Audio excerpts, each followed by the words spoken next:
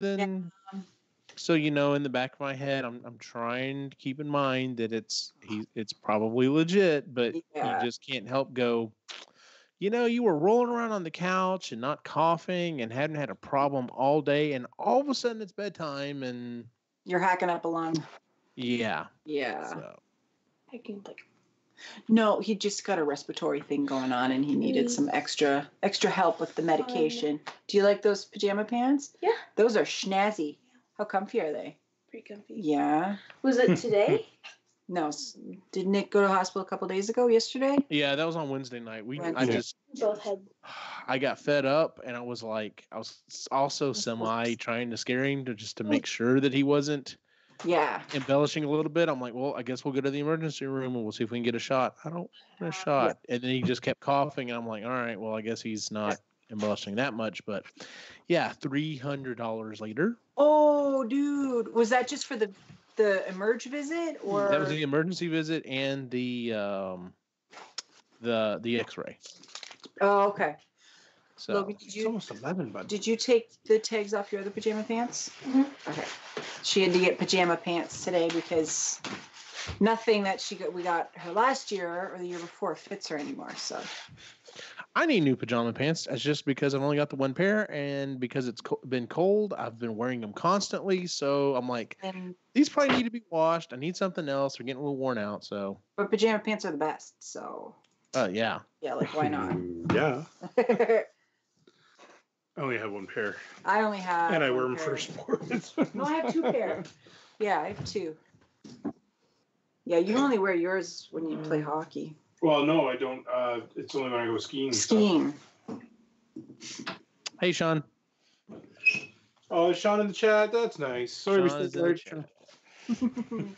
Sorry, so Sean. Hang on.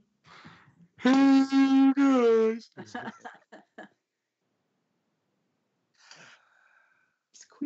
Quinn, are you done getting ready? We got 2 more screws to get done, and oh, sweet! Oh, cool! Yeah, awesome. Yeah. So, and then I can finish printing the top pieces. I've got most of them done, and then I can put those together so it'll fit on this, and then I can do the cyclotron, which is that main part that has the lights on it, and then I have the bumper, and then that's it for the main pack. I'll have to do the wand, and that's awesome. Good to go. Sweet. So that's gonna be awesome, man. Yep. I think I'm gonna run out of black filament though before I finish, so the wand may end up in a different color. So there you go. All right. Well, Sean's gone. Oh, good night, Sean. He said he's sleepy, which is understandable. Yeah, we start late. Yeah, last night we got Nick down pretty okay. And I should have gone outside and cut some PVC for this to get a little further and take care of some other stuff. And I was just like, nope, I'm tired. I'm exhausted. So I ended up taking the Xbox to the bedroom and hooking it up so I could watch. I borrowed all my mom's copies of the Harry Potter movies. Yep. And I started watching the Sorcerer's Stone. I did not realize every single one of those movies is almost 2.5 hours long. Oh, yeah. Like, everyone talks about Lord of the Rings being, oh, that's a gauntlet. That's 3-hour movies. I'm like, every single one of the Harry Potter movies are almost that long, and there's 8 of those things. Yeah, they are well over 2 hours each, and yeah. The shortest one is the final one, the Deathly Hallows Part 2, and it clocks in at 2:10. All the rest of them are between 2:20 and 2:40. Yeah, because I got to looking it up today. Yeah, that's awesome. What? The Harry Potter movies are all over. Oh yeah, 2 hours. Yeah. So you're just comparing it to Lord of the Rings. Oh yeah. Which are only 3.5 hours. Yeah, but somehow I can sit through a Harry Potter movie easier you could do a Harry Potter marathon a lot better than you could do a Lord of the Rings. Lord of the Rings one. Absolutely. Yeah. Even though Harry Potter's way longer. Oh, I know. Like when you add it all up, it's way longer. I could still. Yeah. Way longer. All right, I'm gonna go grab something to drink and we can get started. What? I'll grab Yeah. something to drink too. No, I was just saying there's really boring parts in Lord of the Rings where it just stretches on forever. Yes. Grab a drink. You want something? No, I'm good, babe. Okay. Oh.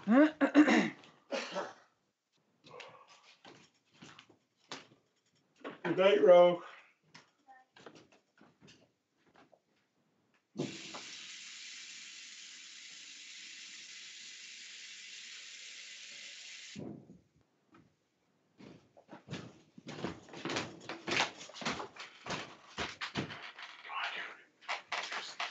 Close enough.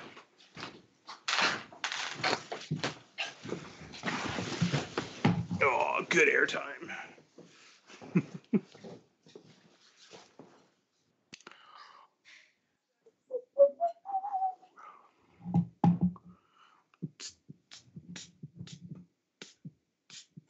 Mm-mm.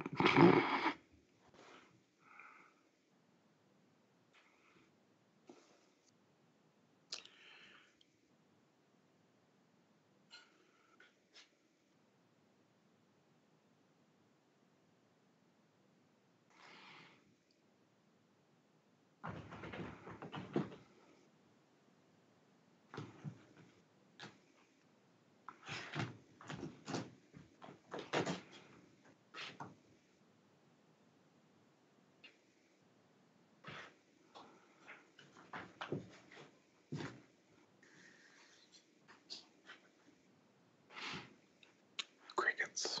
Mm-hmm. What are you looking at? Random people on Instagram. Okay.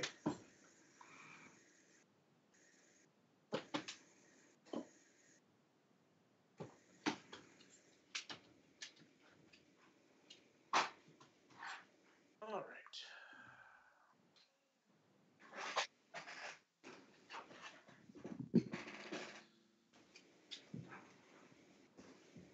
So what else to say on this topic, huh? It's just interesting. It's Interesting, a really yeah. yeah. Yeah, okay. I don't want to tip hands or anything. I was going to No. ask, so, what'd you think of it? But we'll save it. So, Yes. so, all right. With that said, let me see here, make sure I've got everything. Got my notes. So, all right. Here we go. Yeah, so you saw what Jennifer posted? Book 6? Oh, I know. I'm so excited. I forgot. can't wait, but I'm also dreading it because it's going to be the last one. Maybe. Oh, it is? Confirmed that's the last one? Supposedly, I don't know. Maybe I should email him and just be like, hey, congrats, by the way. Awesome. By the way, we're about to read The Authorities next month. Really looking forward to that. Hey, is this really the last one? It has to end sometime. Yeah, it does. And I would rather it end solidly than to just keep going. Generation. The That's Vexed cool. Generation. So, Woo, Vexed Generation. yeah. Should be interesting.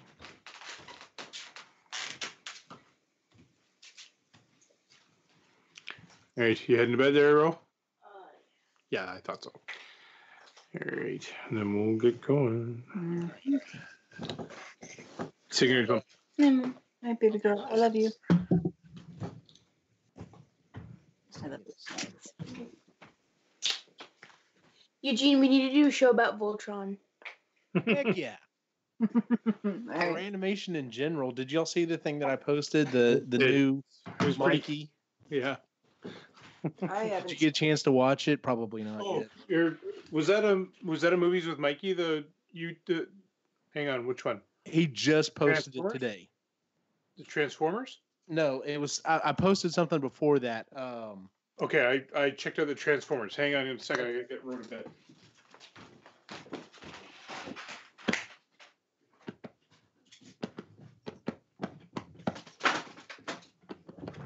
Come on, go in the hole. Damn it. See, if Jennifer was here, she would have mentioned that was what she said. So. Oh, and I'm even rewatching that, and I totally missed it. Oh, fail.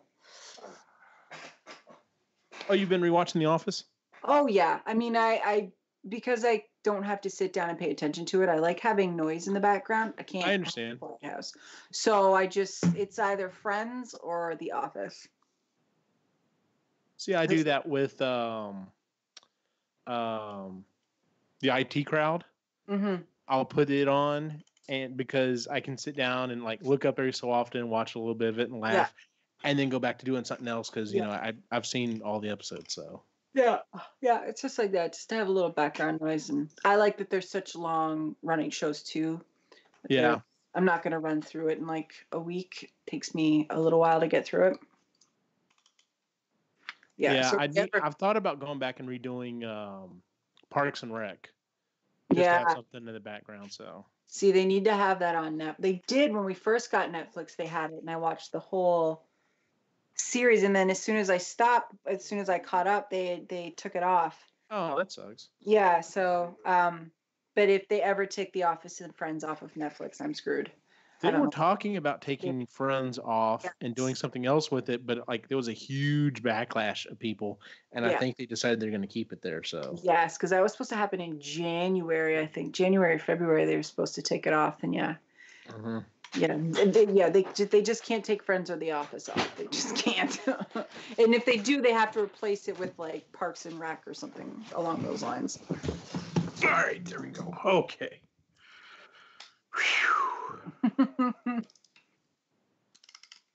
Let me tell you, like whenever I put out the instructions for this thing, one of the main things I'm gonna have to put out there is you have to buy one of these low profile ratcheting screwdrivers. Like they're just not gonna get the screws in there any other way. So sorry, I'm almost done. I just have to do this. Okay. Awesome. If my mother even sees that I might be remotely on Facebook, she messages me. So it's just a given. There we go. If it shows that I'm online in any way, she's like, hi. She loves her baby boy. Yes, I love you too, Ma. Go to sleep. We're in Florida right now. What are they doing in Florida? They always go every year. They're visiting. They have friends that have and places family down that there. way, Friends, and then your so my your family's aunts. down there for like the winter. They're called snowbirds. Snowbirds. I was gonna say, yeah, I guess going south would be the thing to do for winter. Yeah. Yeah. From around here. Mm-hmm. Your dad he really is going down there. Well, he feels better because he. I don't think he'd like to admit it, but I'm pretty sure he's affected by the seasonal disorder because he just. Winter's never been Winter's good for him. never good and for he him. So. Physically feels better in warmer weather. I guess you wouldn't really be. Are you aware of what seasonal disorder is? Oh yeah, I know what it is. Okay. I've listened to several different podcasts. Dick DiBartolo, writer for Mad Magazine, suffers from it. And actually, one of the things he used to do quite a few different gadgets from time to time that he felt like helped him a little bit. Like there's one in particular. It's like a big globe. And it's basically your alarm clock, and it slowly but surely starts to lighten up the room like it would in natural sunlight. And he's like, it does help during the winter time. So because he lives in New York City. So okay. Yeah. My phone will do that if I want it to. He thinks his phone is like the most magical thing on the planet. My new phone is fun. Your new phone, nice. Yes, I finally got it. Anyway, sweet.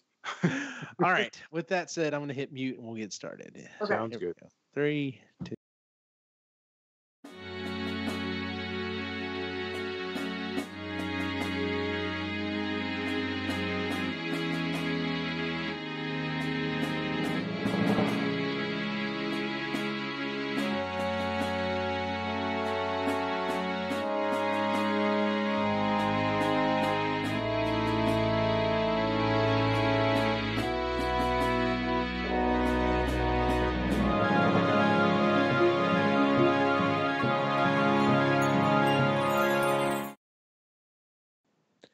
Greetings and welcome to the Marginally Geeky Show, the epically geeky book club. I'm your host for the evening, Eugene Stevens.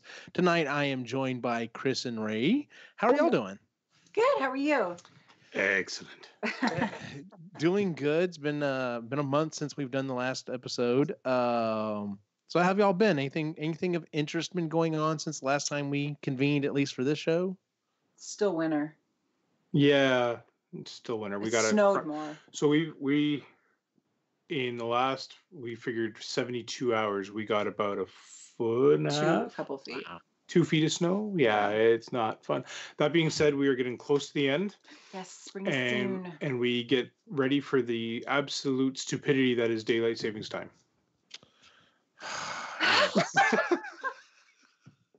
Why did you have to remind me of daylight? Sorry. Yeah. That's one of the few things that our current president had talked about possibly trying to do away with. Of course, no other comment has come up about that, and it was one of the few things I'm like, okay, yes, absolutely, I'm 100% behind you on that one. Yeah. So, I'm on spring break and about to start redoing floors. Yay! Yay! I can't wait to see how they turn out. Yeah, me too. But yeah, so we're that's kind of what's been going on. I've been working on a new proton pack, 3D printing a proton pack, and actually going back and rereading quite a few books, but we'll talk about that at the end. This is our book club meeting for February, and we decided that since it is February and it's mostly known for Valentine's Day, that we would do a book talking about, I guess you could say, romance. It is and it isn't. Mm-hmm. This month's book, because we talked about doing this book several like half a year ago. In fact, we may have brought it up when we were in fact, I think we did. We talked about it on our last February's episode where that's when we did Aziz Ansari's book. Yeah, Modern Romance. And he references this book, and Lainey and I had brought it up. We had both read it, and we're like, oh yeah, we need to read that for the club. I think y'all will enjoy it. So so that's what we read this month. This month's book is Mating in Captivity. Mating in Captivity by Esther Perel. She has a podcast out where it's just like little snippets of her some of her interviews and stuff with some of the couples. So if you find this book really interesting, you might check out the podcast as well. That would be interesting. Yeah. Mm-hmm. Yeah. It's done in seasons though. So like you get so many episodes for so long and then nothing for like a long time. Actually, they just put out the teaser for season 3 that's coming up. So, and it sounds like they're going to be doing a little bit longer study with some of the people that they talk to. So, okay, cool. So like I said, this book is Mating in Captivity by Esther Perel. The focus of this book is, well, no, I don't want to say the focus of the book, but the book is her thoughts, ideas, things that she's seen. She is a licensed psychiatrist, mainly doing couples and sex therapy, and it's the things that she's thought and gathered over her sessions, within the last decade or so. So as we normally do, what were your overall thoughts of the book? I was very intrigued, very interested. Chris and I don't have a typical relationship in the way that we've been together since high school. So we've been able to grow with each other, and that's been obviously very helpful. Watching other family members and other friends and kind of go through relationships as adults, it was very interesting to listen to this book and then kind of connect similar things in their lives that probably caused either their breakups or other things. So overall, I think it's a really interesting take on what relationships are nowadays and kind of how the complexities of what it is. More based on our society than it is on anything else, and I think that was pretty interesting. So that's just Was your jetpack taking off there, or yes, that's the dehumidifier? What were your overall thoughts, Chris? I really liked it. She did the audiobook, so she narrates it, and she's from Belgium, so she does have that French, it's not, I wouldn't say a thick Not accent. French, but it is. It is. It's French. Yeah, I know. It's not French, but it's French. No, yeah. Accent. So it was took a little bit getting used to listen to her voice because English is not her first language. She wants to articulate everything well. She speaks a little bit slower, but it's nice. It felt like I was watching a very long TED Talk. Yeah. You know what? I can see that completely. Yeah. So with this book, I think if you've already read relationship books or things that deal with intimacy and sex and stuff, you're already comfortable either reading or hearing sexual terms. Like, I don't know how many times she said penis and sex and vagina. Like so if you have to be comfortable reading and hearing those terms, right? I So completely agree with that. Yeah. Because it's a frank, she's very frank. She's not crude or rude or anything like that. It's or judgmental.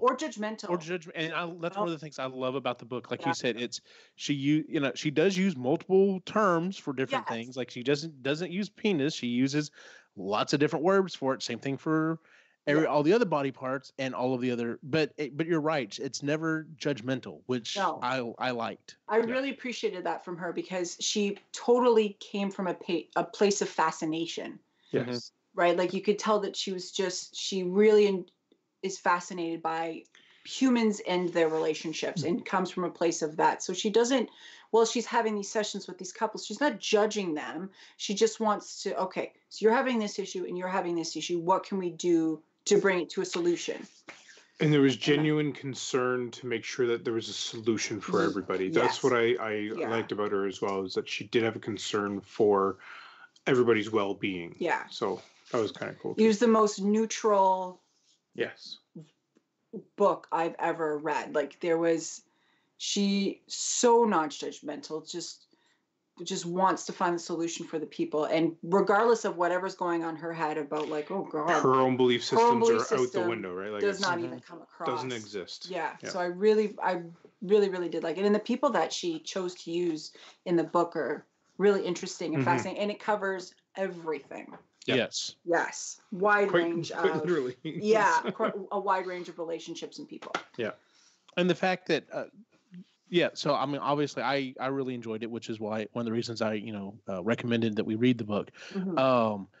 Obviously I think everything you just said are all reasons why she's probably one of the top, if not the top person in her field, because like you said, it's what's going on. Let's find out what's really causing the issue, not what just the overlying issue is, and non-judgmental. It's like, okay, that's how you feel, and then let's start digging.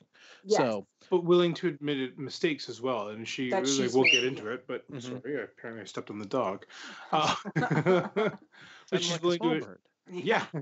She's willing to admit those mistakes as well, where she came across a solution that she thought would work, and when it turned out and it kind of backfires in her face, she's like, okay, I went wrong here, but why don't we work on something else and try to figure something else out? So it was good that she's able to do that too. Well, the book starts off with talking about the fact that most media focuses on the amount or frequency of sex. And her book, she specifically wrote this book to look at the underlying issues. So it's like, and I think she also has a very unique perspective in that, she says she's, multicultural. She didn't grow up in the U.S., so she has a different thought process and is able to stand back and look at some of the stuff that we kind of look at in North America. And I'm going to say y'all as well, because absolutely. Yeah. Because I mean, I get, knowing y'all, knowing, other Canadians I know, it's still this mentality of, okay, there's a problem, we can fix it.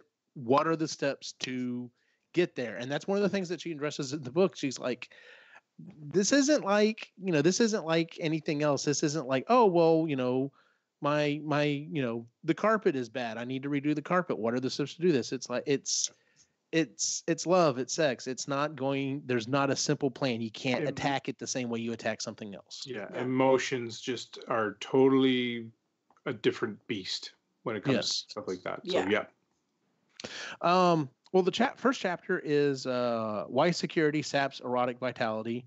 And it starts off with this woman that comes in. She comes in for a session, and she says, she's happy, she's married, she's in a safe marriage. She's dated, assholes before, but she's found a great guy. He takes care of her. She feels safe. She feels happy, and she just cannot get butterflies anymore. Yeah. And it starts talking about that, how being secure and being erotically charged don't go together normally. Mm-hmm. And I understand. I can see that, because it's one of those things you look back at when you first started dating, when you first were figuring out this other person. There was a lot of questions. Does this person really like me? Is this person going to stay with me? Is it, all those thoughts and processes that go through your head. And there's a lot of sexual tension there, and it feeds into the relationship. And as you get older and you grow together, you don't have those questions. You don't hopefully you're not constantly questioning. So am I going to wake up tomorrow and she's going to be here? Yeah. That's not a great relationship then. No. So, but and then but it points out that you don't, and it does it safely. I love the fact that it does this safely. Is that it's like, she brings up the fact that do you really know everything about your partner? Mm-hmm. In all honesty? Yeah. And every so often Christy will say or do something, and I'm just like, that is not how I would have expected you to think or feel about that. And it's cool. It's so finding out something new about someone that even though you've spent 14, 17 years together, it's nice. It's nice when it happens. I mean, it doesn't, obviously, when you've been that long, it doesn't happen very often. But when it does, it's like, it's nice. It's like a pleasant, unless it's a terrible thing. Oh yeah. I mean, so you're a cult member. Exactly. Yeah. You're a raging cokehead. Interesting. Okay. Interesting. Yeah. Yeah. But it's a pleasant surprise when you find out something new about your partner that you've been together for, a really long time or a decent amount of time. And I think it's the interactions with other people too that you start seeing, because Chris always talks about how I flirt with like cashiers and stuff like that at the grocery stores. Mm-hmm. I don't notice myself doing it. It's cute. I'm not jealous or anything. It's no. It's yeah. Anyway, so and I think it's in those moments where you might see something that you didn't see before, mm-hmm. in the way how they interact with other people. So, well, I mean, there's a specific chapter. I know it's later on in the book, but there's a specific part where it talks about the couple is she just cannot, like, once they got together, she's just not sexually attracted to him anymore. Mm-hmm. And I guess he's a musician, and she's like, whenever he's on stage, I look at him like he's someone else, and I'm totally turned on.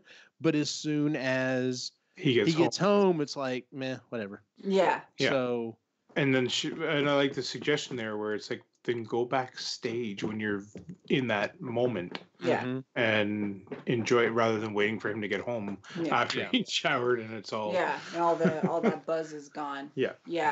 So that was chapter 1. The second chapter is more intimacy, less sex. Love seeks closeness, but desire needs distance. Some people don't share enough, and some people share too much. Mm-hmm. Yeah. And this is where we start getting into some of the some of these interesting stories where you have couples that have not told each other certain things about themselves, and especially kind of once it starts to, get deeper in the relationship or whatever. And then you have other situations where, like, in the couple, the man or the woman shares, essentially too much, mm-hmm. and is like, well, this is what I'm really into. And if it's not what the other person is into, then it's like, it's almost basically a deal breaker to some extent. So, there is a fine line. Like you have to have open and honesty. At least I find, yes, like there's an open and honest relationship that you need, but they don't have to have the running dialogue in your head either, right? Like, yeah, Right. Yeah. yeah. There's a lot to be said for you don't need to say every little thing that popped into your head. I don't need to know. You don't need to be narrating your life to me. Exactly. Yeah, I could do without that. Yeah, yeah. And sometimes you just, you don't want to tell everything, not like big things. I mean, No. I'm not keeping a secret bank account in the Caymans, but it's like there's little. it's not a secret anymore. Yeah. But I'll find it. like what I did today. Like he'll like, "How's your day?" I'm like, "Good." I'm not gonna give him like a rundown of the play-by-play. whole thing. Exactly. And and we're kind of teaching the boys that, and I think Mhm. it's funny. We got started. We have family dinners, and so there's no technology, Yeah. and it's somehow or another the boys settled on the idea that the oldest / biggest goes first. So, Daddy, what did you do today? And I mean, yeah, some days my day varies, but most of my days I'm like, well, Daddy fixed some computers and sent some emails, and that's about it. And at first it was kind of bugging them, like, well, that's all you did, and now they're like, oh, okay. So it was a normal day. And so we try to understand and remember that when we're asking them, because a lot of times you ask a kid, well, how was your day, and they'll be like, well, I did work at school. Well, It was fine. what kind of work did you do? Yeah. And it's like we have an advantage because being Christy works at the school, she knows a little bit more what's going on day to day with them. So sometimes we have to dig a little further for them to bring up something interesting that happened, but otherwise it's like, okay, well, you just had a random normal day. Yeah. So yeah. Good day's a good day. Oh yeah. But yeah, I understand the whole distance thing. You need and this kind of comes in later, but we'll get to it there. So but yeah, just the people who are just like constantly always together. Like, Yeah. I know there are some people that works for, but like Christy and I, and even me and the kids, and definitely Christy and the kids, it's like we've been in the house together for like 3 or 4 days now. I need a break. Yes. Yeah. Yeah. It's really interesting when you look, like when we look back at the beginning of our relationship and everything. We were always long distance. Yeah. And then in college, I had friends that were down in London, and I liked hanging out with them. And I still had my separate life that I would be hanging out with them. And then other weekends I'd go up and visit with Chris and hang out with her. So which worked out because I had a very intensive college program, so a lot of the time I didn't have time to hang out with you. Yeah, I didn't have a weekend to hang out. Yeah, so it was nice that we both allowed each other to have that space, which you need, but we didn't know that was needed at the time to build a relationship. Yeah, just we had to. It was out of necessity. It was it was like, okay, well, this is just what we're doing, and it worked out in the way that we became our own people while still being in a relationship. Yeah, it's that whole adage, absence makes the heart go fonder. Yeah. Right? Yeah. Like there needs to be a little bit. Yeah, those couples who, like Pam and Jim from The Office. Yeah, I don't like. I couldn't work with you. No, I know a couple that they're on the same shift together. Like they are constantly working together, and I don't know. They drive in together, they drive home together, they are hanging out at home, they hang out with the same friends, and it's like, I get that you like each other right now, but you need something separate because you need something that's yours and just yours, and it's something for you to enjoy. It's something that you can share a little bit with, but you still have to have that as your own. And I think that's something that we both kind of figured out. Yeah, and we'll definitely get into that definitely heavier here in a minute. The third chapter, Pitfalls of Modern Intimacy. There's multiple avenues to being close. So like it brings up the fact that like doing nice things for the other, taking care of the other says a lot. Yeah. So and this is one of those things that I'm definitely that way. Like, yes, I'll buy flowers for Christy from time to time and do stuff like that. But I also look at it as okay, well, if I'm doing this in the mornings, for example. So in the mornings, generally she makes the bed. but and I was taking the boys to school. Well, we've gotten to the point where the boys are getting up early enough that they can go to school with her. So I'm like, okay, well, she was still making the bed, but if she's running behind, it's like, okay, I'll go ahead and make the bed, and I'll go ahead and make her shake for lunch or for breakfast or whatever, and just try to pull a little extra weight so she can definitely get out on time. And that's how I do show affection. Doing those little things means so much, right? Yes.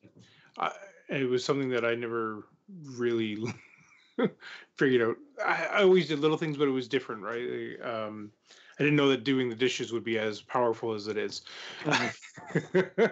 But in turn, I surprised you yesterday because I blew out the driveway.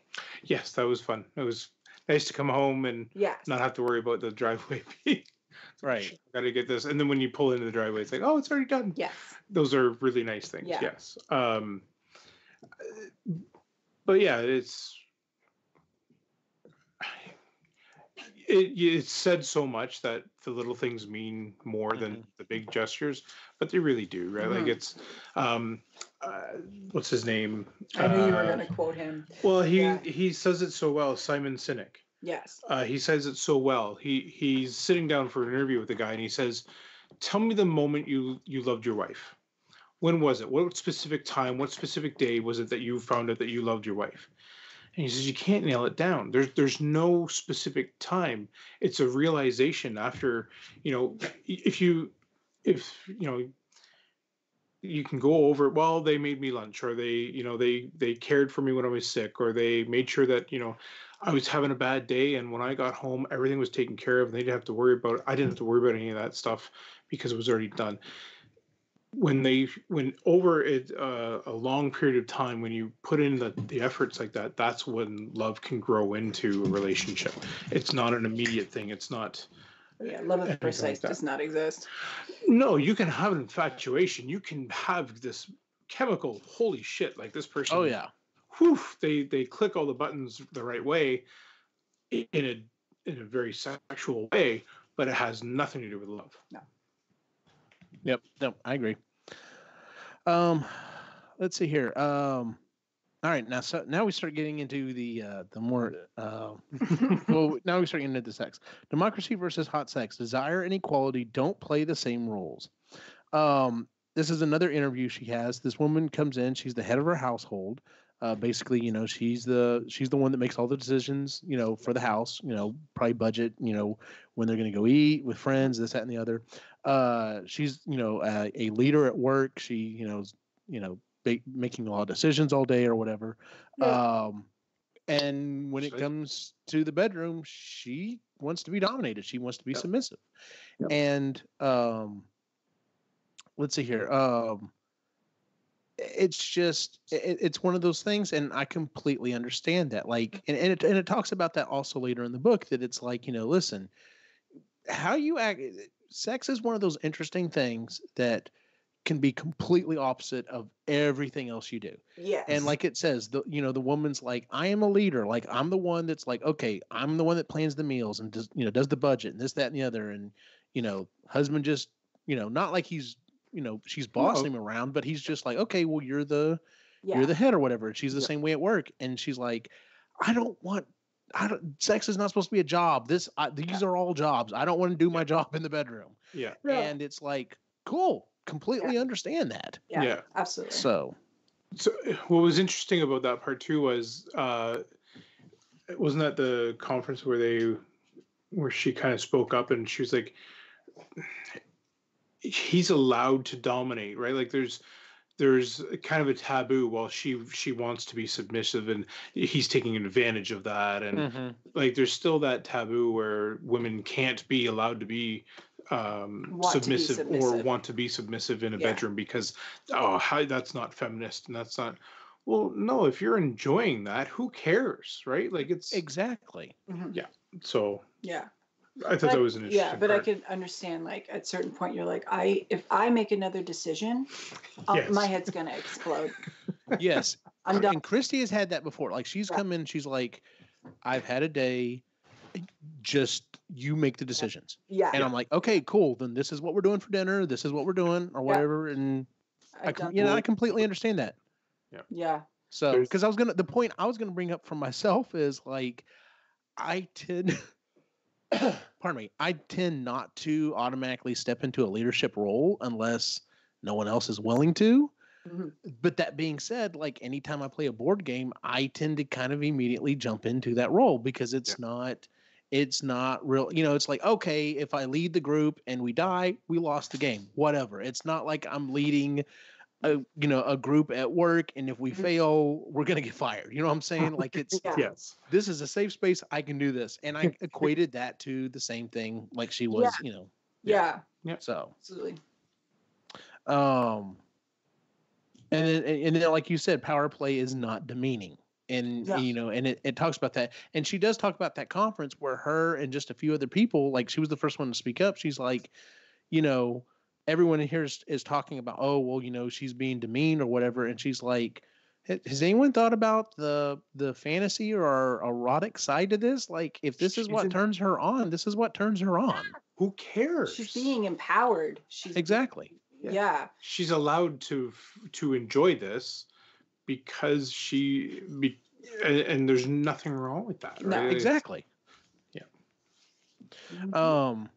Yeah, that was one of the chapters I really liked, like I said. And then this is one of the things we brought up. Chapter 5. Can do Protestant work ethic on the degradation of desire. And it says, desire in romance is inherently costly time waste. Yep. Because normally it's like, okay, time to wake up. Mm-hmm. Time to get up, go ahead and get dressed, or go ahead and start, taking care of the stuff. Got to make the bed, got to feed the animals, got to sweep up the litter, got to make breakfast for the boys. And it's like, well, I can either do that or I can roll over and cuddle with my wife for however long. Mm-hmm. And it's like, nope, that's what I'm choosing to do. It's not, I'm not getting anything done. Mm-hmm. I'm not progressing. But who cares? You know what I'm saying? Like, unless you just absolutely have to get those things done. But you know what I'm saying? Yes. Yep. Yeah, there's savor those moments that you're able to do those things, right? Like it's Mm-hmm. Yeah. So that's one of the pardon me, that's one of the reasons like Christy and I love the weekend so much, because even though recently I have to get up regardless about 6 o'clock to go feed the cats because Gracie will not shut up until she is fed.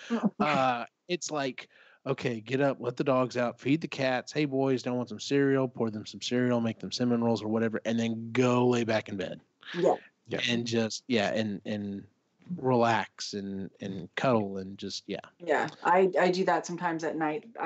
We joke that there's daytime Chris and nighttime Chris. Yes. So daytime Chris is super productive or whatever, but then after dinner, nighttime Chris shows up, and that's usually sort of when I do the dishes, when nobody's gonna make any more dirty dishes and I can do them all. But sometimes nighttime Chris doesn't want to do the dishes, so she doesn't. And then daytime Chris curses her out, but like nighttime Chris, you know what? I'll do them tomorrow. They're still going to be there. It'll be fine. Fuck you, daytime, Chris. You can do it. Because I'm just done. I'm done. And it's nice to, I mean, I don't do it all the time, but like every once in a while, like, I'd rather just sit here or have a really great conversation with you, or we're watching a show or a movie that we're really into. And I don't want to stop that to go do something that can be done later, right? Like it's not imminent. Well, there's been days where we're having a conversation and we're deep into it, and it's like, damn, it's like 2 p.m. now, and we've been talking for a couple hours. I'm not going to get nearly the shit done that I wanted to get done. But they're important conversations to have, and it's Yeah. Let's see here. Chapter 6: Sex is dirty. Save it for someone you love. I love that comment. And it goes in here and it talks about, I don't want to say it derails, but it definitely kind of goes off on a little bit of a tangent. Mm-hmm. And it talks about the American ideas about sex education. And it goes on and it brings up the fact that, hey, we've got, we do the sex education mostly in the U.S. It is based on an abstinence program, whether it's, linked to religion or not, and we have the highest teen birth rate of anywhere in the world, and it's just like, this sucks. Yeah. It makes no sense. Yeah, it And does. ours, I don't think is any better. I think it's No. ours is abstinent based too. Well, I think. it is. So we had just recently in Ontario, the sex education program changed. So it was teaching about transgender. It was teaching about sexting and cyber sex and all that kind of stuff. It was getting a lot better that way. And then all of that got kiboshed by the new government that was voted in because they are conservative and they are more based on religion. It was more religious, yeah. And so they now are teaching what they taught 20 years ago. Yeah. When none of this existed. And it's like, guys, you got to stay with the times. Like it's. I know Logan cringes when we start talking about this stuff. You can just see the look on her face like, Mom, shut up. This is the last thing I want to talk about. I'm like, but the more you know, the better informed you are about sex and about your body, the better choices you're going to make. And you're not going to be in a situation misinformed about anything because my brother-in-law, he's never going to hear this, so I can say this. He grew up Mennonite. And that was not taught. Not even the biology of the body was not taught. So when he left, he was completely and utterly clueless about even his own body. He didn't know because it was taboo to talk about it. And he just felt like an idiot. And now with their children, they're a little bit more honest than what he grew up with, but they're still very religious and staunch about that. But with our kids, it's like, I grew up with a crude, foul-mouthed mother who talked about everything. Nothing was off the table with that woman. And still now, at 58. At the dinner table, I'm like, Mom, I don't want to hear it. She still embarrasses me. I'm 37. She still embarrasses me with the way that she talks sometimes. It's like, whoa, woman, that's really don't want to hear that. So that's how that's hilarious. So sex was never taboo. Sex was never a topic that was discussed only with adults or private or anything like that. So to grow up with a mom who never felt oppressed that way, I want that for my daughter. I was well informed. If I had a question for my mom, she would totally answer, probably too much, but she would. And I felt that she did me a really great service that way by being completely and totally honest about sex and about my body and about other people's bodies. Like, what the hell's going on? And so I feel like the more children know, and obviously you do it age appropriate. Obviously. Sit down and tell a 5-year-old what's going on, but you explain body parts and you use technical terms, and the older they get, it's even though it gets embarrassing for them, but it's like you're going to be in a situation where you're going to have to make this decision, and if you don't know, you might make a bad decision you're going to regret. And that could have lifelong repercussions, like having a baby when you're 16 because you thought you couldn't get pregnant while you're on your period. Or in a bathtub, or standing up, or one of the other 1,000 things that we heard growing up that I still hear passed on today. When I taught middle school, when it was time for sex ed, I would overhear the kids from time to time. But then my brother was teaching across the hall, teaching science, so he was teaching the sex ed class. And I'd ask him, I was like, so what all stupid crap are you hearing from the kids? And he starts listening, and I'm like, oh, so the exact same shit we heard when we were kids. Yeah. So it just keeps passing on. It will never die. You will always hear, oh, you can't get pregnant if we, like I said, have sex in a swimming pool or standing up or the pull-out method totally works. Oh yeah, totally, dude. Yeah. 4 nieces because of yes, that. we do have 4 nieces because of that. My sister just did not learn. Well, I'll be honest with you. Like I said, I, of course, growing up in Central Texas, being part of the Bible Belt, the sex ed was religiously based. It was abstinence based, and I think it really messed me up because I got from it that, you're supposed to wait. Well, wait till marriage. So then we're not supposed to do anything. So I was very shy, number one. Yeah. And looking back on my history, I'm like, yeah, I definitely should have kissed that girl. And I just did not do it because I was so messed up. Yeah. And, granted, it didn't just come out and say, oh, well, if guys, have multiple partners, well, they're just boys being boys. And, if you're a girl and you have multiple partners and you're a slut. And it's just like, Yeah. now it's like, no, it's the same thing. You're both sluts. You're Or both it doesn't sluts, matter really. Either way, whatever. Who cares? It's So- fascinating, and I am glad that she brought up the fact that she had the difference of view because of how conservative North America is compared for sex compared to Europe. Mhm. For Europe, it's safe sex is taught, and Yes. everybody, it's not a taboo topic, and they have a really low teen pregnancy rate. Yeah. Yes. And I fully intend to take that route with my boys. It's Yeah. going to be, listen, if you're going to do it, this is what needs to happen. Yes. Yeah. So Be safe. Just be Just safe. be safe. yes. Yes, please. Because the only conversation I ever had with my parents about sex was literally the night before I went off to college. Oh, really? And my mom was like, just if you're going to do it, just be safe and wear a condom and don't get anything. And I'm like, no. I said, honestly, I said,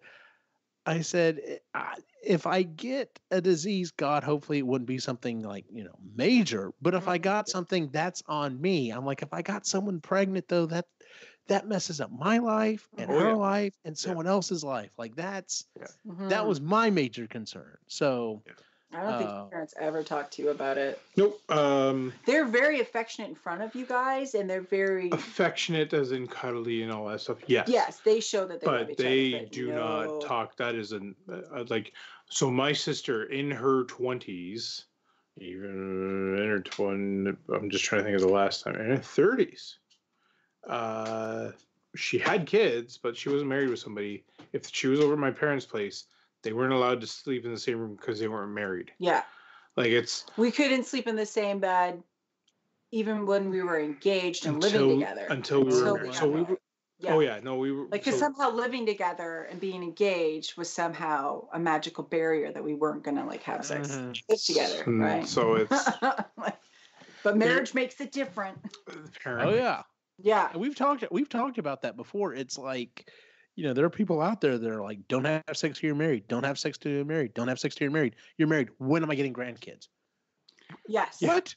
Like, seriously? Can I figure out how to do this thing that you told me that I'm not allowed to do first? Yeah. Can we have a little fun with it maybe first? I don't know. So, yeah. Like, and a lot of body shame comes with that too when you make stuff like that. Like, you feel like you're wrong and you're a freak when you have feelings, and arousals and stuff like that, there's something inherently wrong with you when it's like, no, dude, that's super normal. Yes. And fine. That's fine. Don't freak out. Everybody. And see, we've already had a somewhat incident with this. One of my sons, we overheard him telling his brother that, don't say anything to mommy about this. And of course, mommy asked him about it. And one of the kids in his class told him about sex and that it's when a boy rubs his butt on a girl. And I was very proud of her. I was like, okay, well, we're going to sit down and have a conversation, just kind of figure out how we want to tackle this. Yes. And she went about it exactly how I was hoping we were going to. And she's just like, listen, this is, this is something we're not supposed to talk about in school right now. When you get older, that it'll be different. Yeah. Also think about who you were hearing this from. He gets in trouble all the time. He doesn't always tell the truth.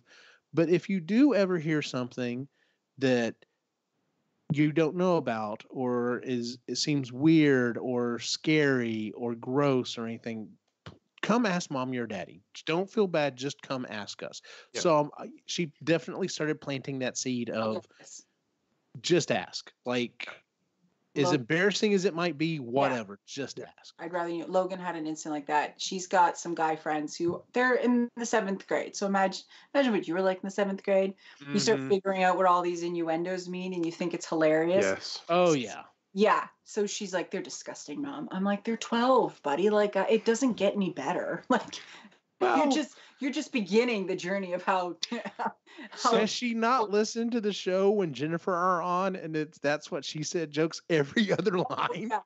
So she was talking. She had a question because 2 of her guy friends were talking, and she's like, they kept saying this thing, and I think I know what it means, but I'm not sure. And you could see like she wanted to say it, but it kind of embarrassed her because she did figure out what it meant, but she didn't want to say it. It's to her mom that she's talking about it. And she's like, they kept saying like they were gonna beat their meat, and I started howling. She's like, what does it mean? And I told her, and she's like, oh. I'm like, well, that's what it means, babe. That's hilarious. She's like, I thought it might, but she's kind of like hoping that that's not what it meant. Yeah, but her face was all red. I think she was just horrified that they were. She's an old lady. She is a bit of an old lady. Yes. But it was just like, oh, boys, could you not think of something more mature to talk about? But like eating your meat. And I was like, yeah, it's not very eloquent, sweetie, but that's what they were talking about. But that being said, when I was growing up, there was a girl that I knew that was very sexually advanced for her age. Yes. Because she was very forward with her thoughts and but that being said, she never I wouldn't be surprised if she talked about ringing the bell with other people because of just how she talked and everything like that. Mm-hmm. And I didn't have the relationship with my parents that if I heard that term, I would not be talking to them about it because you would ask your sister. I would have talked to my sister. Yeah, and she would have been honest with me, thankfully. But she had a couple of friends that thought it was funny to talk about it around me because I got embarrassed very easily when I was a kid. So nice. Yeah. Some of the other things she talks about in this chapter, the hookup culture. And there's a specific interview she does with a young lady that's like, yes, I'm in college. Yeah. And it's super high stress. Mm-hmm. And like everyone's like scared, both the boys and the girls, to be in a relationship. She's like, even though I think some of my friends might want a relationship, but they can't admit it. Like, that's so weird to me that they're like, no, being in a relationship is that you're the weird one. Yeah. And it's just like almost like it's. Yeah, it's like, so what we do is we just go get super drunk and just hook up with people and then have sex all weekend. And then Monday morning, it's like nothing never happened. Yeah. And she's like, it's one thing. I thought, once again, not judgmental, but she's just like, I find it interesting that if it was just basically, trying to fulfill that sexual need, why did you feel the need to get drunk first? Like, why not? Why not own it? Hey, I'm in the mood. You're a person. Let's go take care of this. And it's like, I was like, yeah, that is an interesting way to look at that. Because I mean, if that's what you want to do, fine, whatever. Please God, just be safe. Don't keep spreading stuff. But yeah, I don't understand hookup culture to begin with. Personally, I don't understand the wham bam, thank you, ma'am kind of attitude. I personally can't separate the two, right? So I don't understand how people can go and have these one night stands and then still hang out with the person like it never happened. That's the weird thing. It's like that happened. Things happen. Feelings transpired whether you wanted them to or not. So you're just not going to talk. We're going to just ignore. Okay. And that's the other thing, is it specifically said, sometimes, they're like, if someone started having feelings, then that's when it was like, well, then we have to cut this off. And just like, oh, okay. Yeah. Like it was it's wrong to have feelings about it. Yeah. She was very interesting because she was young. She was like 21 or 22 or something like that, wasn't she?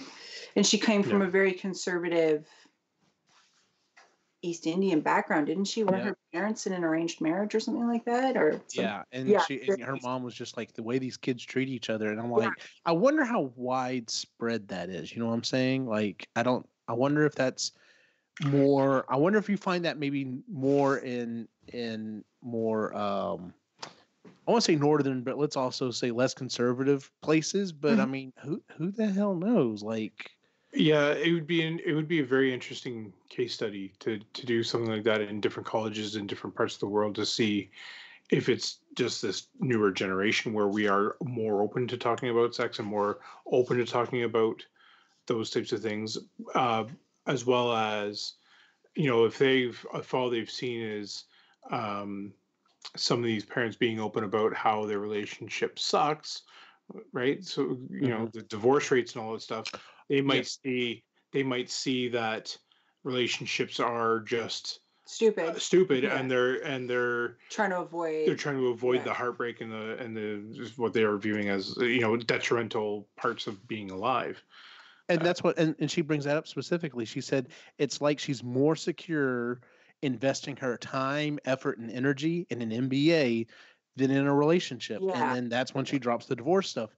And you have to figure, I mean, now granted, I look at it being about a 50-50 because, like, I've got a master's, but I'm not using it. I know tons of people who have degrees and they're not using their degrees or whatever.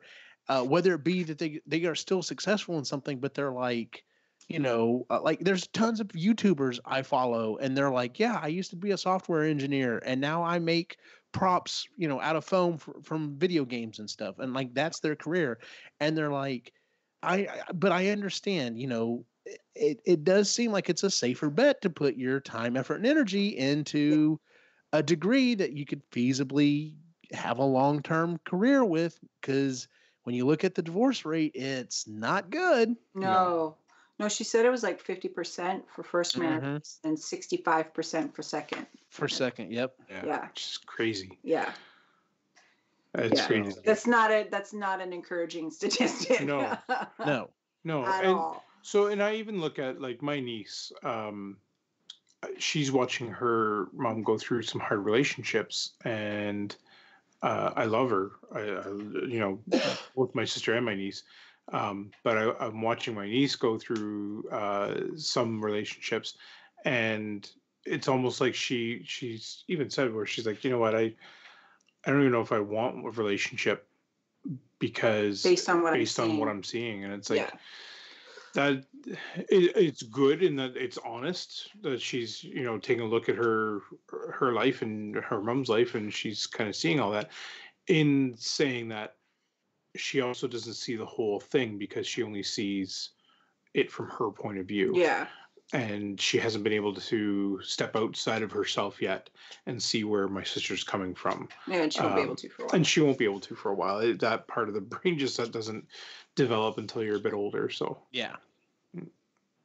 Well, I want to again jump ahead to chapter 10. We'll go back and hit some of the other ones, specifically kind of what you're talking about. The Shadow of the Third, Rethinking Fidelity. And the reason I want to jump to this one is because it talks about the fact that it used to be set up so that you have it was not unheard of, especially let's go way back in time. You had your wife, and then you had your mistress, and that's like how things rolled. And if it was a wealthier family, the wife would have a guy as well. And it was like the wife is for the family stuff, and for all the other stuff, that's where you have and then we hit the sexual revolution, and I never thought about this until she put it in the book. It really could have gone one of two different ways. The first way it could have gone was well, now that women don't necessarily have to worry about being getting pregnant, you can have your side person, and now I can have a side person. But it wasn't that way. We ended up going the other way, and it was like, well, now neither one of us can, and we're shutting that shit down. Yeah. And one of the biggest things, and I think when I figured this out, this was a huge help for me, in my marriage. And it's not, she kind of says it in this book, but I've heard it a lot in other books, but I think it's relevant, so I'll bring it up. This idea, I think one of the reasons we have such a problem with divorce rates in, everywhere, is because we've moved to this idea that your partner is everything. Yeah. And that's, at least for me, I mean, there might be people out there where that works, and if that's it, great. But I am not that person. Like, raising the kids, doing home stuff, watching, sitcoms or whatever, that's stuff that's me and Christy. My needs for geeky stuff, talking about geeky stuff, stuff like that, y'all feel Yes. that part of me. Yeah. When I need to go watch a superhero movie or an action movie or something like that, I've got Lainey or Jennifer or I've got different people that fill different parts of my needs. Yeah. And when that stuff stays in balance, it's great. And it talks about that, back in the 50s, the husband would come home and he'd have the wife or whatever, and then he'd on Wednesday nights, that was bowling night, when he'd go out and hang out with the wife would get with the other housewives and discuss stuff, and they were fulfilling those other needs. But like I said, we've moved to this idea that your partner's supposed to be everything. And God, that is a lot of pressure to put on someone, isn't it? Yeah, it's a lot of pressure, but it's also they have to be everything right away. Yes. Like, nothing's allowed to develop and grow into, maybe eventually that person does become your everything, but it is not going to happen on the first date. But even, or the second date, or even a year or two in. It's going to take a long time for you to develop. But this, even after 20 years, you're not everything, because if I start to talk about sports, I glaze over I'm out. Exactly. And it's something that I still need to talk about, right? Yes, because it's a big part of you. But I think it's just a given for us that it's like, well, of course you're going to have people you talk sports with, because I don't like it. But I have people I talk other crap with because you start glazing over. So what I will say, what I think is still wrong with this society that we're in, is that the person that I talk to about sports or geeky things shouldn't be a woman. I can't go out to dinner with another woman and have a fun relationship. A friend. Right? It's still a relationship, but it's a friend. But I can't do that, right, without being judged on, oh my God, you're cheating on your wife. Yeah. Mm-hmm. It's like, no, it's a different interest, right? It's something that we're talking about, like if I were to go out for a coffee with one of them and just talk about comics or sports or whatever, it fulfills radiation, that need. Nuclear fission. Yes. But it fulfills that need. But if somebody from the outside of this relationship sees that, they'd be like, you're cheating. I had an argument with somebody like that. She couldn't quite grasp it. I'm like, listen, when you get married or you've been together with somebody for a bajillion years, even if you're not married, you can't have a one-on-one relationship with somebody of the opposite sex or whatever. If you're homosexual, whatever, you can't have somebody, a friend like that, where you just call up. Like I have guy friends. It's like I can't call up my guy friend and be like, hey, you want to go hang out? I have to hang out with their wife. Yeah. Because you're going to be looked at as cheating, and if you don't care, you don't care, and that's fine. But that's how it's viewed. She thought it was ridiculous. I'm like, it is ridiculous. I'm not agreeing with you. I'm just telling you how it is. It's stupid. It's more small town minded. Yes, and we live in a very small town where everybody knows everybody's business. But we still, okay. So, for example, when I dress up and go as a Ghostbuster, 90% of the time I'm with Lainey. It says Stevens. It says Moore on hers. Yeah. And yet I can't tell you how many people say, well, how did you and your wife get into this? Yes. And it's like, well, technically she's my sister-in-law, even though she's technically my wife's cousin. But anyway, but it's like, don't automatically assume just because we're together, it's like, well, like, but Christy makes light of it even. Like, she's, I'll be like, well, I'm gonna go watch a movie. Well, who are you gonna go see it with? Well, Lainey's gonna show up here. I'm gonna go watch it with Jennifer or whatever. She's like, all right, we'll go have fun with your girlfriend. All right, cool, whatever. Yeah. So, but it's nice that you guys are allowed to have that interaction, right? And her and I are very accepting of that of each other. Like, for instance, we went on a trip to Ottawa, and so they're a friend of ours, Lee and Diana. They are sweethearts, and college. We've known them from college, and we were on this trip. And Diana and I are more of the drivers and navigators, and so she was driving, and I was up front navigating and helping with, doing my part as the co-pilot. Well, Chris and Lee were in the back, and we slept. They fell asleep and cuddled into each other, and they're just hanging out. Right? It was uncomfortable. It was an uncomfortable van. We're leaning against each other. But in any other type of situation, somebody could have taken that the wrong way. Absolutely, yeah. And it was like, you know what? No, they're friends. They're comfortable with each other. Who cares if they? I'm a hugger. I hug everybody. Oh, like that's just my. But one of her friends took offense to it because she thought I was going after her, right? And she was one of those people who always thought every man was hitting on her and every woman was hitting on her husband. She was one of those people. She had some messed up views. Yeah. So. Yeah. Gotcha. She'd always joke that she could never leave me and her husband alone because something would happen. I'm like, oh yeah, because this guy. We have a good rapport, but oh yeah, I want to go jump your. Sure. Jeez. So. But she was super insecure about it. Yeah. So I think society needs to take another step forward and be realistic with those. Yeah, because I think it's in that chapter where they say about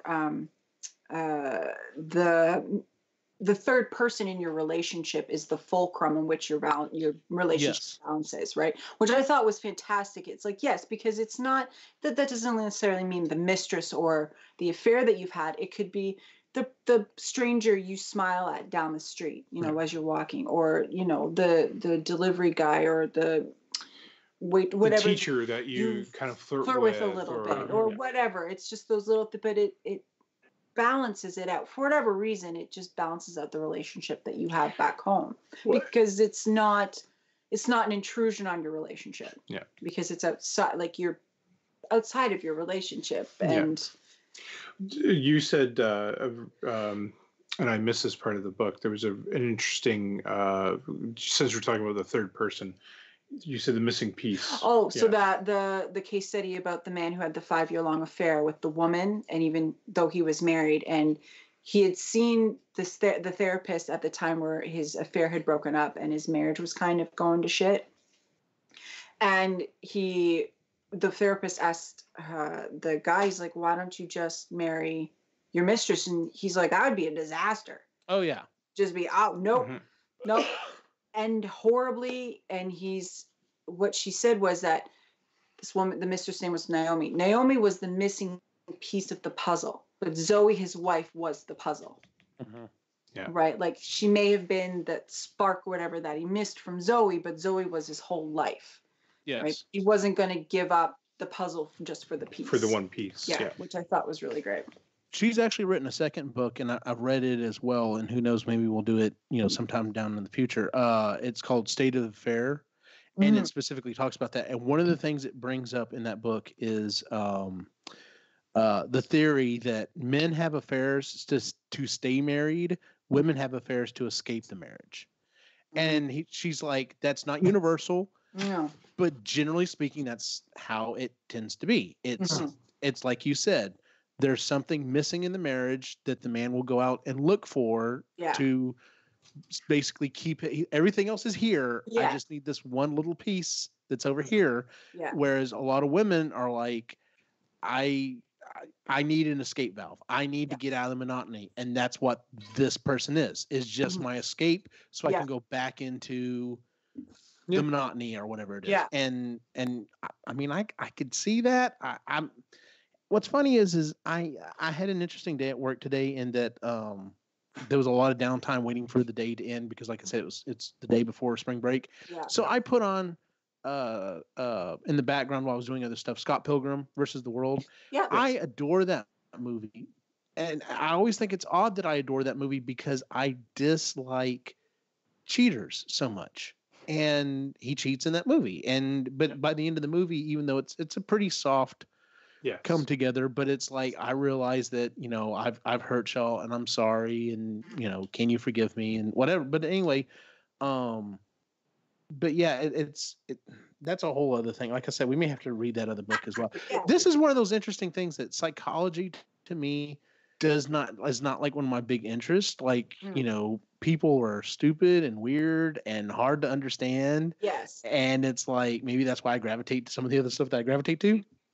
Except when it comes to sexual relationships and couples, like for some reason that's the one thing that I'm just like that interests me.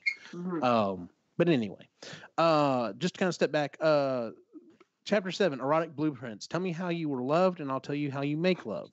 And it talks about how different. She often will bring up like there was a guy in particular that she's like, well, tell me about your mom. And he's like, boy, you don't skip a beat, do you? Yeah. Just going right to the mom like a classic. And she's like, no, you don't understand. How you were loved as a child will influence how you love as an adult. Yes. And it talks about the fact that people who had loving relationships feel secure and are okay to let the husband or wife or girlfriend or boyfriend or whatever go do these other things with people of even the opposite sex.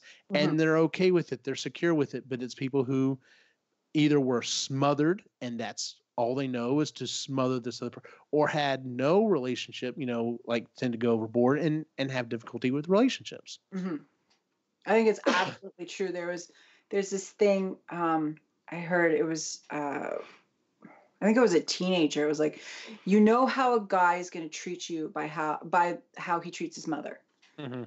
Right? Like how he treats his mom is how he's going to treat you, because that's the relationship they have. And one of the case studies, I don't know if it was that chapter, but one of the women grew up to have sort of this weird kind of disconnect between being a mom and being sexual. She couldn't do it because her mom was like, no, you don't. You don't do that. You don't do that. Women who do that are the whores, and they're looked down. And then she found out that her grandmother, who had 10 kids, had never had an orgasm and didn't know women could. Yeah. Right. Like that blew my mind. I'm like, holy crap. Yeah. And out all of that sex, you had to have 10 kids. Not one. Wow. That's awful. Crazy. That sucks, because at no point did she ever think that this was for her. Yeah. That woman. She thought like, nope, this is what I'm supposed to do. This is his thing that he's got to do. And I just have to endure it. Here. Yeah. Well, let's go ahead and move on to chapter 8, Parenthood When 3 Threatens 2. I'm sorry, go on. Can I just jump back? Last chapter. It was interesting about just that part. We watched a documentary, Free Solo. Oh yeah. Which is about the man that climbed El Capitan in Yosemite, and with no rope. Yes, and by himself. Incredible! It's absolutely stressful. Incredible. He makes it. It's stressful to watch. Absolutely incredible. It won an Oscar. It won an Oscar.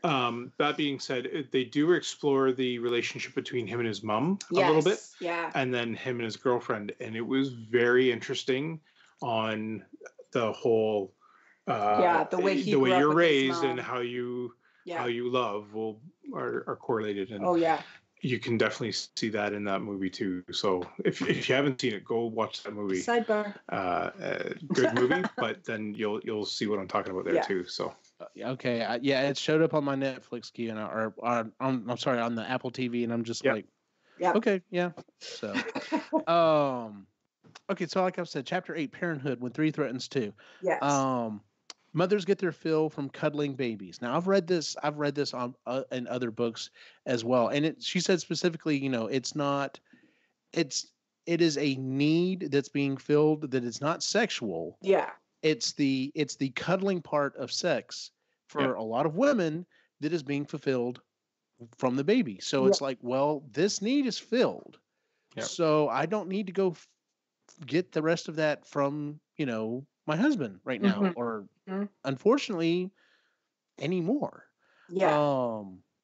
Let's see here. Kids sap time and energy.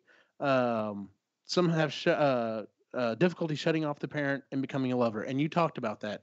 And it specifically, there was a specific thing talking about how the couple would go, they'd get a babysitter, they'd go out to dinner or whatever, they'd have a nice romantic evening and come home, and they figured out that if she didn't immediately go to the bedroom and he take care of the babysitter, that like she immediately went back into mom mode and was like, no, I don't, I am not turned on in the slightest. And it's also weird, like a weird thing where for women, when we become a mom, we're supposed to become these June Cleaver chaste, wholesome beings anymore, and any sexuality or any seductive part of ourselves has been locked away and has died. Like we're not allowed to be those people anymore, because moms are these smiley, sandwich making, pure honey not tonight kind of people, and we're not allowed to be those, to be the, what is it, Madonna during the day, whore in the sheet, or something like that. And with kids, I like how she says most women, because with me, it was very different, because with my daughter, I had postpartum. So the last thing I wanted to do was hold her or touch her or cuddle her or anything for a good chunk of, the first year of her life. And then it wasn't until she got older that I was like, oh, I get that. When I didn't want to be not touched anymore, but it was like when I had two of them and they were both crawling on me, I was like, if another person lays their hands on me, I'm done. I can't do it anymore. And it felt bad because it's just like, I've had two little lion cubs literally crawl all over me all day. I just want to go lay in the bed and look up at the ceiling and pretend, that I don't exist for a few hours. I don't exist. Christy's had that. My mom specifically tells a story about how it was either me or my brother. And she's like, at one point, she's like, I remember having days where I just crawled up onto the cabinet just so I couldn't be touched. Yeah. She was like, it was driving me insane. Because it's a lot. Because at the same time, you feel guilty for not wanting for anybody to be near you. Because it's like, they don't know. They're innocent. They're just little. But they are emotion. They're energy siphoners. Like they'll just suck the energy right out of you because they need it. Yeah. And you give it, but it's hard to know how to replenish that when they're really little. Like when they're a lot older, it's different. But when they're little like that and toddlerdom, holy crap. Yeah. It's a shit show. Yeah. Well, like I said, Christy, for quite a while, I mean, it still happens from time to time, but there was a long stretch where it was like, all right, it's awake, time to go. Let me get the baby or the toddler, because they were a little bit older or whatever, and you come cuddle with mommy. And it was like, well, obviously I'm not going to get any cuddling because she's getting the fill from that. So, but yeah, no, I understand that. So, I related a lot to that, where it's just like you get that physical need met just by hugging. And exceeded. Yeah, you get it in abundance. And the last thing, and you don't need it from your partner, and it's sucky for them because. Well, but vice versa too, right? There was times where my fill was met because I would help feed or whatever at night. I would help cuddle the kids to sleep, and I'd be out on the chair, right, like rocking them to sleep or whatever, and then you pass out, right? I'd be done, and so yeah, you don't. Both of them are snoozing in the recliner. In the recliner, yep. He's got the legs up, the kid's right on his chest. And see you later. He's done. I'm like, oh well, that's my night. Yeah. And this is interesting, and I've heard this and thought about this from something else. I want to say it was a different book that I read that was like kind of going against. It's almost like it's a counterculture thing going against what you were saying about how the idea of when you become a mom, then you're supposed to become all wholesome and everything else. And it's the specific genre of porn that's become very, very like heavily leaned on is the whole MILF, know. And a lot of it I understand comes from the fact that just some of the porn stars are getting a little bit older and they're like, well, I'm not the babysitter age anymore. Yeah. I'm more the mom age, and I understand that may have come from that as well. But it's like, well, yeah, just because you had kids doesn't mean you're not a sexual being anymore. There's the one woman in the book that talks about how, and a lot of it's a cultural thing. She's like, the American men, like, they see I've got a kid, they don't even bother looking at me, but the German, the Indian guy, the Jewish guy, that they're all like, oh, hey, like you're a woman and you got a kid, whatever, it's okay. People have kids and still sexy as hell. So which I have to say, that's kind of one of the things that, I think we're slowly but surely kind of engaging that. Like I said, the porn is definitely one way to look at it, but you also look at these women in Hollywood and stuff that have had kids and they're like, no, I'm still dressing the way I want to dress because I'm not dead. Yeah. I still get hate for it because it's almost as if, okay, you're a mom now. So if you want to be sexy, you're now a bad mom. Like you can't give into that sexual side of you because that immediately means that you're a bad mom. That's You're like, I'm not a bad mom. I just, I'm a human too. Yeah, exactly. Yeah. Like I tell we'd go to lunch or whatever, me and some of the other married techs, at the time, the other guys weren't married. Now they are married too. But, we'd mention, someone would say something or another about, some good looking person. And they're like, thought you were married. I'm like, I'm married. I'm not dead. There's a difference. Yeah. People blind when I married. Yeah. Yeah. Oh, and then one of the other things, and I thought probably one of the biggest things out of this one, and not to get too personal here, but this is one of the things that I think Christy and I still have an issue with, and it's that scheduling doesn't mean it's like scheduling has always been part of it. And especially for our relationship, we also started off as long distance relationship. Like she lived, 3.5 hours away. Yeah. So it was, we could make phone calls, but like anytime we were going to see each other, that was weeks of planning. There were a few spontaneous times where it was like, all of a sudden I have a Sunday off. I'm going to drive up there just because it's been several weeks. I haven't got to see her. Yeah. But for the most part, that stuff was planned out. And it's like, I understand, I've specifically tried to set it out so that every month we have at least a date day. And we've not been good about it, especially in the latter part of the year. It's just like, it seems like stuff snowballs. Yeah. But we need it. You need to plan for this stuff. Yeah. And it doesn't make it a bad thing. It talks about a little bit later in one of the other chapters that, why do you equate, because one of the people was like, well, how sad is it that, what do you want me to do? You want me to put, every Thursday night sex at 9:00 in my BlackBerry? And they're like, no, that is not it. You're creating a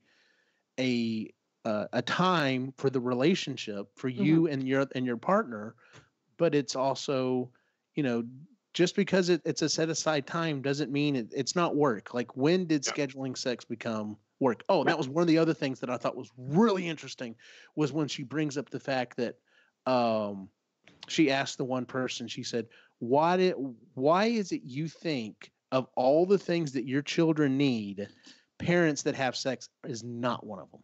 Yeah. Because unless they've both come to a point in their life where they're just not interested in sex, that usually doesn't mean that usually leads to other things happening. Specifically them not being together anymore. So it's like, if you want two parents for your kids, that kind of needs to be something that is an important thing. Yes. I used to be of the school, like, because when we were long distance, it was like, well, when we're together, we're making up for lost time. Yes, exactly. But once we started living together and things like that, I personally was of the mind, I'm like, oh, scheduled, that's awful. You're just sucking the spontaneity and the romance right out of it. But as time's gone on, I'm like, that is the smartest thing anybody's ever thought of, because it's a build-up. It's a thing you look forward to. It's something you can look forward to, like you said. It's becomes this wonderful sort of anticipation, and I am like a full proponent of scheduling it. Especially if it's been a little bit, and it's like, okay, we need to have maintenance time. Maintenance is important. So, it's a matter of sending texts and things that are a little more innuendo than you would normally, and looks and it's kind of like you're dating all over again. again. A little bit. Exactly. Yes. Yeah. So I think, especially for couples who've been together for a really long time, it's hard to keep things fresh and new. It's so easy to get into a rut, right? Because you get comfortable and a little complacent. So scheduling it, you're kind of like, oh, I didn't realize it was Thursday. So what's going on? But you start, you put on a little outfit that kind of makes you feel kind of hot and good about yourself. And that being said, the knowing that it's okay, that if it's a scheduled time and it doesn't happen and it's not happening, there's no resentment. Yes. That's the other part that we both had to work on. Yes. Okay. Just because we said it was going to and it wound up not, that's okay too. Yeah. Because it was still a good day of flirting and just doing all that kind of stuff. That was good too. And then it's probably the next day that's going to happen. Anyway. Because of all that buildup. Well, there you go. Yeah. Chapter 9 of Flesh and Fantasy. In the sanctuary of the erotic mind, we find a direct route to pleasure. And this is where it starts talking about how, unlike any other fantasy, just because you have a sexual fantasy about it, it has no bearing on anything else. Now, of course, unless it's something that would be considered illegal or something. But going back to the whole thing of, because it talks about, some of these women that are in there and they're like, I'm a full proponent of being a strong, outspoken, independent woman. Why am I having fantasies about being tied up and being just like multiple like cowboys in that particular fantasy? Yeah. What is it? And she's like, she starts explaining it. She's like, well, number one, you're not really being tied up. Like, this is what you want. Yes. And, it's because you constantly have to keep telling your husband what you want to do. And in your fantasy, these men know exactly what you don't even have to say it once. They know exactly what it is you want. And she's like, okay, well, that starts to make sense. Yeah. And it's like I said, it's one of those things. And it's, funny. I've read some other books, and one of them was like, it was specifically talking about like things like S&M play. And they're like, honestly, you may think like it may be the idea and not necessarily the act. You may be like, wow, this is really uncomfortable to have my hands tied up. I really don't like this. Yeah. Mm-hmm. And it may be the idea, and it has nothing to do with your day-to-day life. It has, and it's just, that's one of the biggest hurdles I think we've got to get over. But I think, even worldwide though, that's still kind of that's still a thing. It's like, well, you're into this, then that means, no, it doesn't necessarily mean you're in any of these other things. That's your thing. So your mind went. Yep. Hopefully you can find someone else that's into it too. Yeah. There's that. I think she put that case study in there where it was, I don't know if it was a girlfriend or a wife, but her partner had said his fantasies and she like thought it was not interested, thought it was wrong and dirty. And so the therapist was like, well, what do you want? And so she told her, and she's like, that's a fantasy. Like you want to be touched. You want all these things. You want that. That's your fantasy to have all these things. It's no different. Mm-hmm. So I think, because immediately if you have some sort of fantasy in general, it's sort of considered this dirty. Yeah. Thing. It's like cheating. It's like cheating. Well, that was the other thing too. Like having fantasies about other women, she felt like he was being unfaithful. It's like those women aren't real. Like, he's not cheating. He didn't go out and do that. It's like dreaming. You can't control your dreams. Yeah. You just dream random shit. Fantasies are make about as much sense as dreams do. Yep. It just happens, man. Did y'all ever watch that show Scrubs? No, never watched it. There's this funny part in there where the couple, it comes out that the husband has all of his sexual fantasies are about other women. And they asked that someone said, does that not bother you that your husband has sexual fantasies about other women? She goes, oh no, he has some freaky deaky stuff going on in his head. And I don't want to be part of it, even in his head. Yeah. So she's like, let it be other women. And I thought that was hilarious. That's healthy that she can separate that and have no doubt about it. It's like, listen, if that's what I don't want to be a part of it. Let those women deal with them. Yeah. And think even if it is just in his mind. Yeah. In his head. Yeah. Yeah. So I always that scene always comes to mind whenever I when I've read this part. I always think about that part. So, and it kind of goes. I think one of the big touchstones for that, going back to our conversation before the show about Friends, is the episode when they start talking about the list. Mm-hmm. Oh the list of if this celebrity showed up on the doorstep and was like, I have to have you, you have to understand. It's like, yep, all right, cool.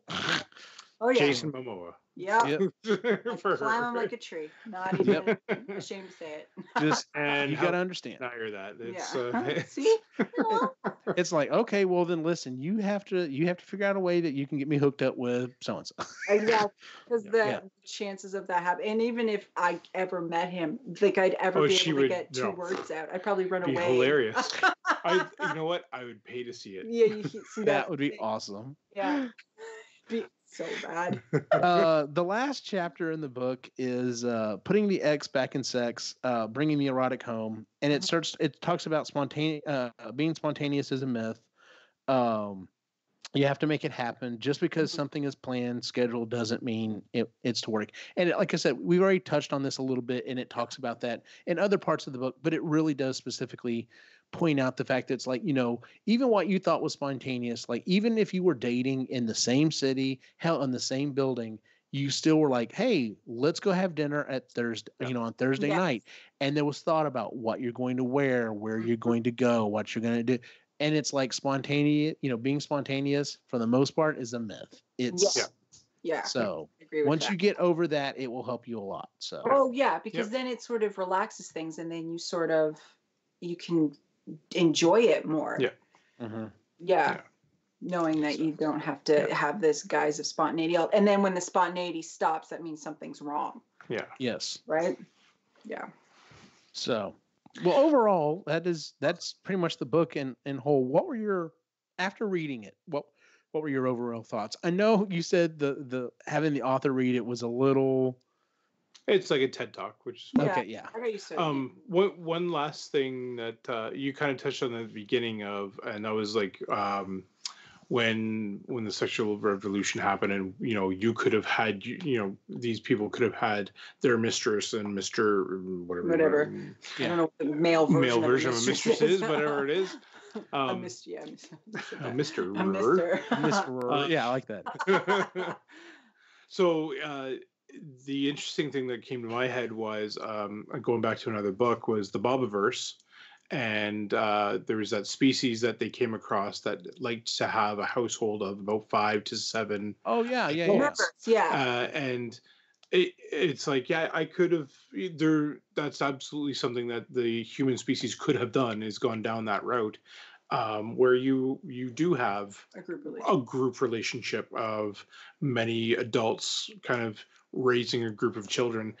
And looking way back in our history, it's likely what had happened. Oh yeah, I'm sure there were times where it was something like that, or So because there was safety in numbers. There's safety in numbers, and then if you're raising the group, who really cares which kid is which? It's just you're raising. Let's keep them alive. Let's keep them exactly. Yeah. Going right. Yeah. So society kind of changed that, and society could have chosen that as the norm instead. Yeah.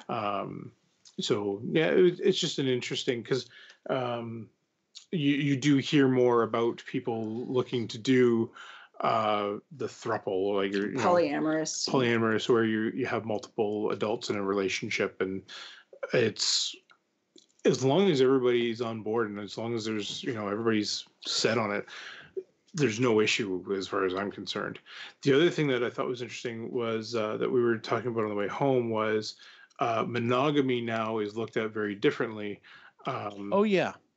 And that was if one person, you'd said it, one person splits. Oh yeah. So the definition of monogamy is being with one person at one time. So a person who is married, then gets divorced, then has a series of monogamous relationships, and then decides after those to get married again is still considered monogamous. They fall under the definition of monogamy. If somebody who's been married for 50 years and in that 50-year time has one affair, is forever labeled an adulterer. So which one's worse? Which one's like, what's the difference? And then that brought me back, sorry to bring it back to Friends one last time. It brings me back to that episode where Joey finds out that his dad's cheating on his mom, and he makes his dad confess to his mom, and his mom comes up and is like, "What'd you do? Why did you do that? It was working the way it was before. I knew he had that other relationship. It worked for us." Because he was so attentive and loving when he came home from after being with her, because he got what he needed from her, and then he came home and he got what he needed from me. And so it was just an interesting dynamic that there are people that are there that works for them, and if it does, all the power to you. As long as nobody's getting hurt, who cares? That's the key thing. As long as no one's getting hurt, whatever. Life's too short. Just be happy. Shit. Oh, absolutely. Yep. Yes. Yeah. So. Anyway, sorry. Well, I'm glad y'all enjoyed the book. Yeah. Like I said, I know it was a little rough at first, mainly due to the author reading, but so. Again, I just viewed it as a TED Talk, and it was fine. I really thought that she was, like, anybody who's interested in relationships and different types of couples, and just run the gamut from I find a very objective third party point of view, very non-judgmental. She's This is great. She's amazing. I think for anybody that's looking to get into any type of therapy needs to listen to this person, because there is no judgment, right? Like she's looking at the we said at the beginning, at the beginning, looking at the people, looking at the concerns from both parties, and again, through no judgment, let's find a solution together and kind of those suggestions. I think anybody that's looking into any type of getting into that type of therapy should try and see if it's for them, this would be a good book to kind of listen to. So, well, yeah, a great example of that was sorry, not to keep opening the book, but there's that one part in the book where she's having the conversation. There's the couple, the guy is all into the gangbang porn. Oh yeah. And she like kind of deconstructs it for the wife, and she's a little more understanding, but she's like, that what you're seeing is not what he's seeing. Yeah. And she's like, and I never once suggested to him, well, this is wrong, you shouldn't be it's like, this is why he's looking at it. Yes. And it has nothing to do with you. And and what you're seeing, is the physical representation of how do I measure up against this woman? And it's like, that's not really what it's about. And the fact that she never was like, well, you're just a prude and you're a pervert. It was never that. It was like, this is him. This is you. Maybe y'all can find a midpoint here. Mm-hmm. Maybe you can't. So and it's looking at that honestly. So she's good. 2 thumbs up. Highly recommend. Excellent. Well, that is the main topic for the show, for the month, ladies and gentlemen. Our next book is going to be The Authorities by Scott Meyer. So we're going back to Mr. Scott Meyer again. We're going to be going back to him again in the coming months because the 6th book for the Magic 2.0 series will be coming out. So can't wait. I know. I'm sure we'll be reading that one as soon as it drops to do a review on. So who knows? Maybe we can even have Mr. Meyer back on the show. So in the meantime, have y'all been reading anything else? We've been reading The Deathly Hallows with the kids. I think we're on like chapter 8 or chapter 9. And then I've been reading it's taking me forever to get through it. It's called The Courage to be Disliked. And I find myself after reading self-help books, it's like I need like a crap ton of fiction where I don't have to think too much because it's a lot. But it's a really, really interesting look at the exact opposite of Freud. So anything that Freud thought Alfred Adler was like, I'm going to say the exact opposite thing. And so it's very, very interesting. And it's really kind of makes you look at things a lot differently. And it's changed. It's because it's also about being truly happy. Mm-hmm. And it's something that I think a lot of people, myself included, suffer with. About not like you're happy, but you're not really like fully full body happy. There's always something. For me, it's like something bad's going to happen. So she's always waiting for the balance of the universe to kick in, right? Like things can't be too good because then the universe is going to come and level it out for you. So I'm a little bit there with you, lady. It just seems like it's always like, oh wow, this awesome thing happened. Well, just wait for the shoe to drop. Thing. Yep.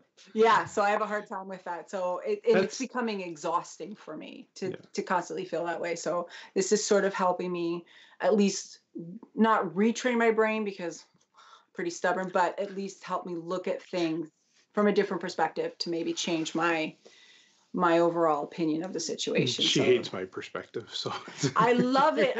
I don't know how to get there. I just can't. You grow up with it. Yeah, and I did not grow up with that at all.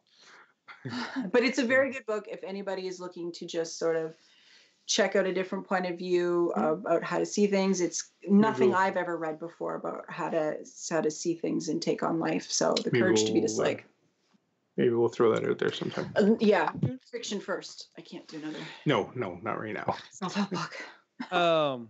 Well, let me jump on the same train there. So since the last time we did the show, I purchased the last 2 books in the Harry Potter series, finished those, and actually, I went back and reread this one again.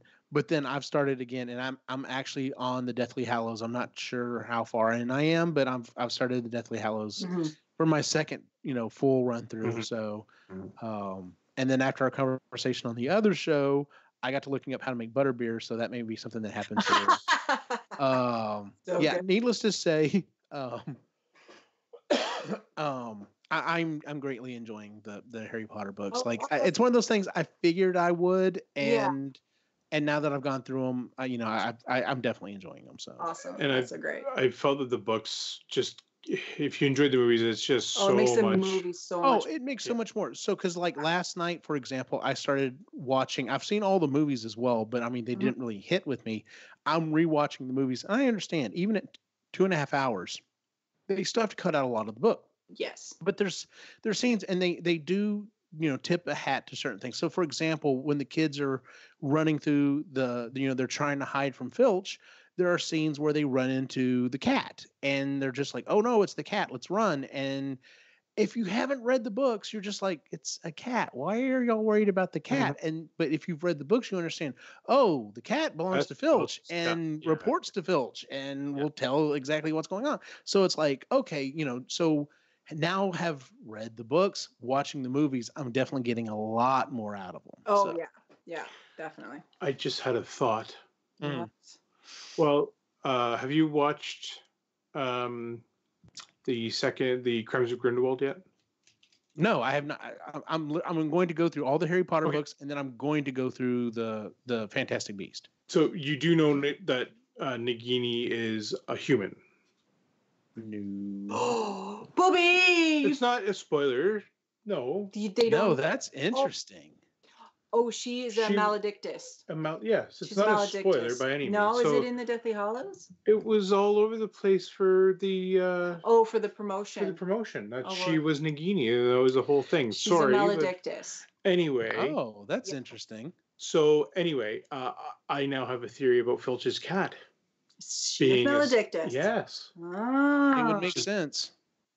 Because she's Mrs. Norris. Yep. Maybe Mrs. Norris was human at one point. Maybe it was a human that got that disease, and there you go. Well, she was born with it.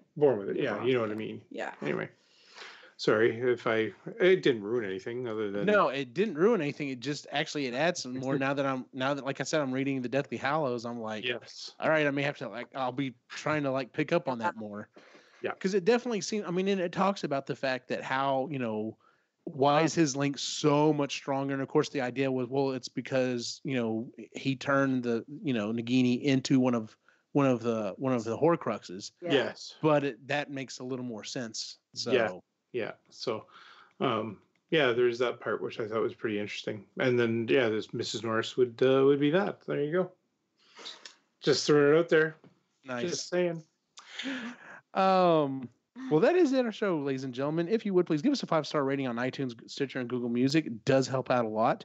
We'll be doing a new episode of our other shows this coming weekend, probably. Hopefully, we'll see. Just kind of depends on the weekend goes. Yes. But yeah, so we'll be doing another episode here very soon, and then next month we'll get another episode of them. Sustainably Geeky as well. So you can find us at epicallygeeky.com. You can also find us at Epically Geeky on Facebook, Instagram, and Twitter. And definitely check out the site because you can find tickets to EGX, Epically Geeky Expo, coming up here May 17th through the 19th. So if you're in the Central Texas area, we'd love to have you stop by. Where can we find you on the internet, Ray? Go find the Reluctant Yeti on Instagram and Twitter. I am on Twitter as well. Mostly hockey stuff on Twitter, but that's okay. So it's all good. Chris, where can we find you? Here's Epically Geeky, Sustainably Geeky, and on Instagram at Cedar Birch Cottage. And as always, you can find my individual wacky adventure online at Optimachine on Facebook, Instagram, and Twitter. For everyone on the site, have a good night. Good night.